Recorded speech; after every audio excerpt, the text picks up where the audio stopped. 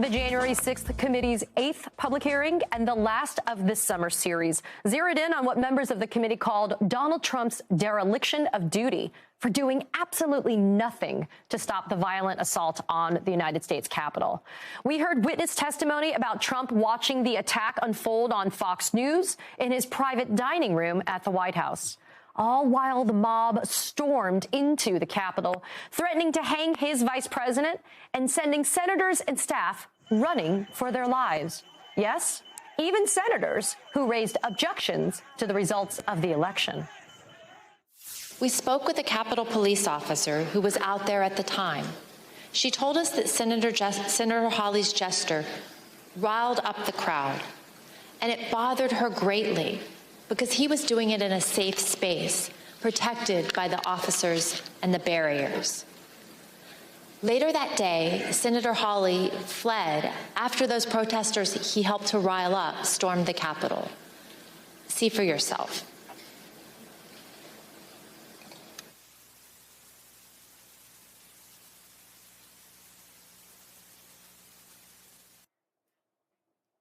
While all of that was unfolding at the Capitol, we learned that Trump didn't call his attorney general. He didn't call the Joint Chiefs of Staff. He didn't call the Department of Homeland Security, and he certainly didn't call for the National Guard to quell the violence. Instead, we learned last night that Trump was calling his lawyer, Rudy Giuliani, and Republican senators to stop or at least stall the certification of the 2020 election results. While the vice president was being evacuated from the Senate, President Trump called Senator Tommy Tuberville, one of his strongest supporters in the Senate. As Senator Tuberville later recalled, he had to end the call so that he could evacuate the Senate chamber himself. Let's listen. He didn't call my phone, called somebody else, and they handed it to me. And I basically told him, I said, Mr. President, we're not doing much work here right now because they just took our vice president out. And matter of fact, I'm going to have to hang up on you. I've got to leave. As the violence was escalating, Trump ignored plea after plea from his aides, members of Congress, even from his own family, to denounce the violence. And even after learning that his supporters had breached the Capitol, Trump was quibbling with the wording of his tweets. She looked directly at me and in a hushed tone shared with me that the president did not want to include any sort of mention of peace in that tweet, and that it took some convincing on their part, those who were in the room. And she said that there was a back and forth going over different phrases to find something that he was comfortable with. And it wasn't until Ivanka Trump suggested the phrase, "stay peaceful." And the next day, on January 7th, even after all of the carnage and the destruction at the Capitol, Trump still couldn't bring himself to say that the election was over and that he had lost. But this election is now over. Congress has certified the results. I don't want to say the election's over. I just want to say Congress has certified the results without saying the election's over, okay? As Congressman Adam Kinzinger put it last night, Trump didn't fail to act during the insurrection. He chose not to act. And it's becoming easier and easier to see why. Joining me now is George Conway. He's a conservative attorney and a contributing columnist for The Washington Post. George, it's always a pleasure to have you here. Let's go big picture. Great to be here. How did the committee do last night?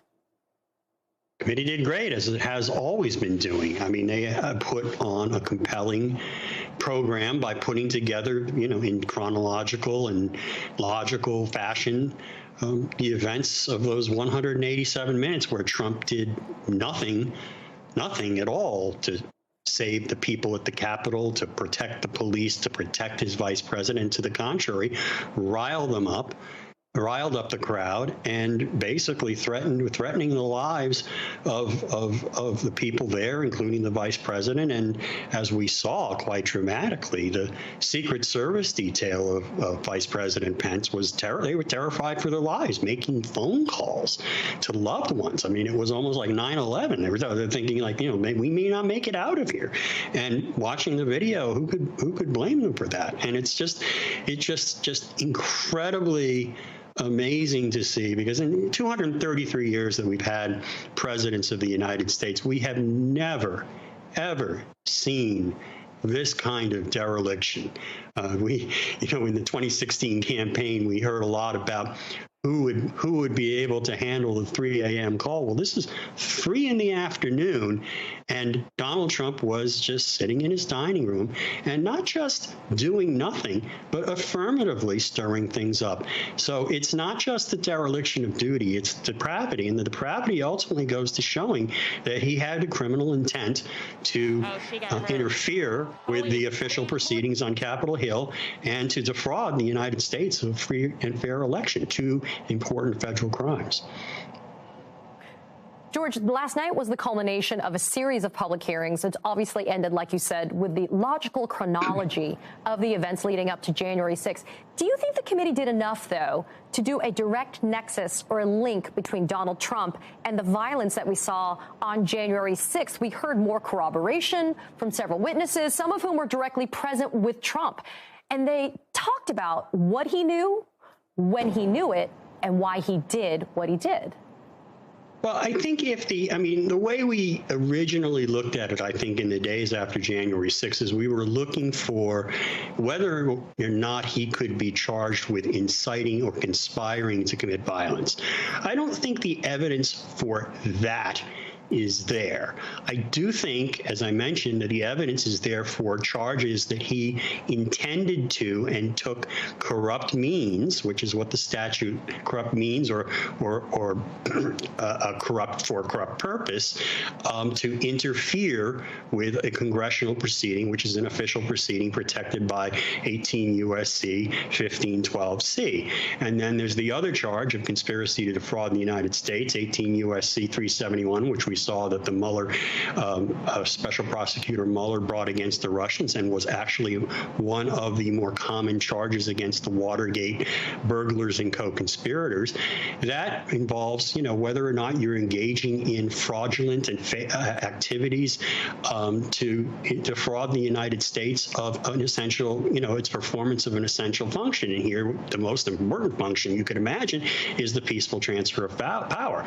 All of what we saw last night goes to Trump's criminal, corrupt intent and to his intent to commit that fraud on the United States, because he didn't just sit there and do nothing. He did foment the violence, maybe not in the sense that you could charge him with conspiracy to commit violence, but he was seeking any method possible to stop the electoral vote count, and he did this for weeks and months. And as the chairman, the vice chairman showed at the end, this was the pre-existing plan even before the election, to say that the election was fraudulent and to try to undo it. And he did that.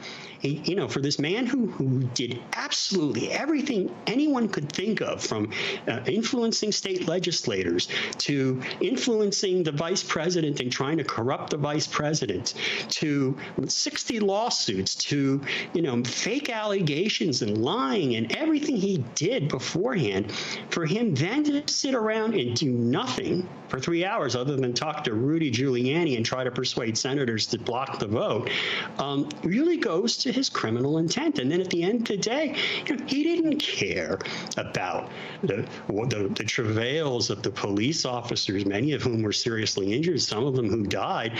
The only thing he had to say to a staffer as he walked back up to the residence was, "Mike Pence let me down." This was all about him, him trying to stop the peaceful transfer of power. And there's just no way, to my mind, that doesn't violate at least those two criminal prohibitions that I mentioned, even if you don't have seditious conspiracy in the indictment.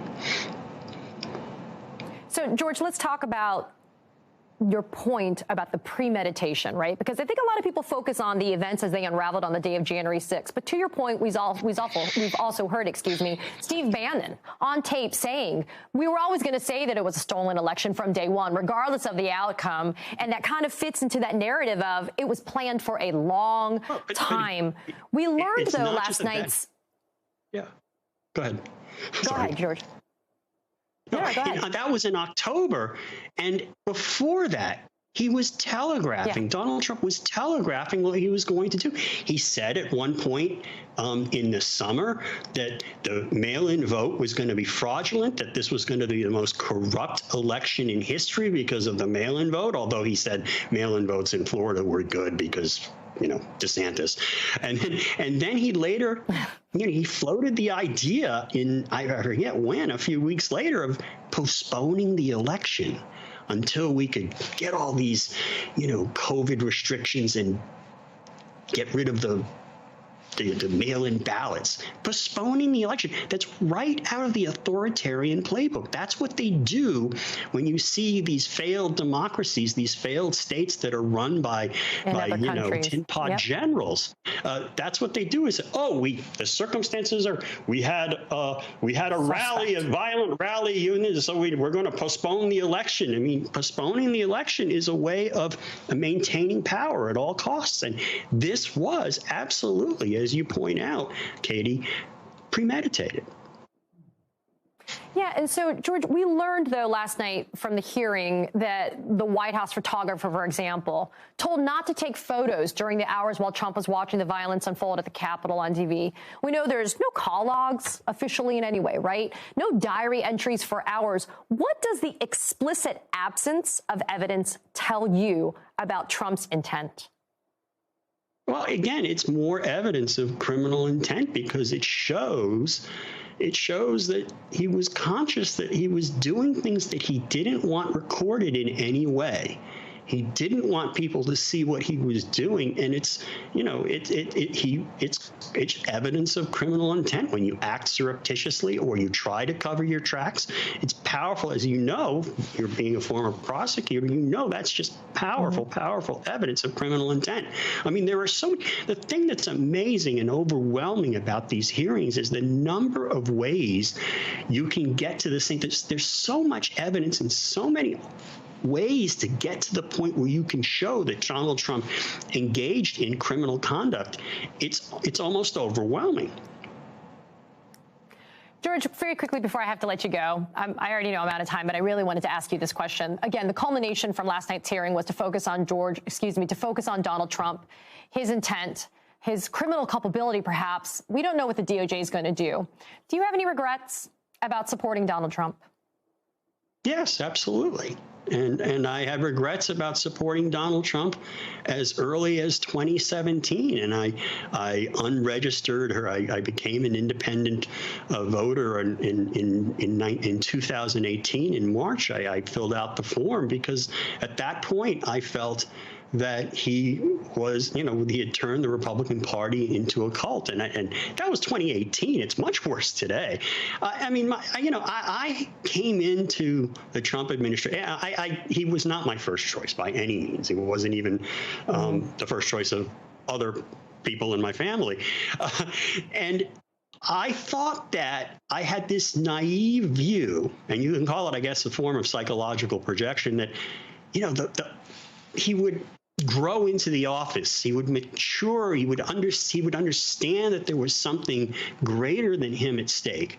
The law, the Constitution, the majesty of our history, the need to serve the American people and posterity and history would, cabin him in some fashion. And would, there'll be some moments where he says something screwy and you cringe. But I thought by and large, he'd rise. Yeah. I mean, more than most, but all presidents, you get gaffes and so on. But I thought that he would be passable, and was surrounded by good people.